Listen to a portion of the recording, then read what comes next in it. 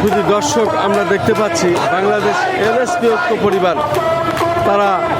আজকে আবার তাদের লোকজন বেশি এবং তাদের জাতীয় প্রেস ক্লাবের সামনে পুরো অবস্থানটায় তারা ধরে রেখেছে এবং তাদের লোক সংখ্যা আমরা ব্যাপক দেখতে পাচ্ছি।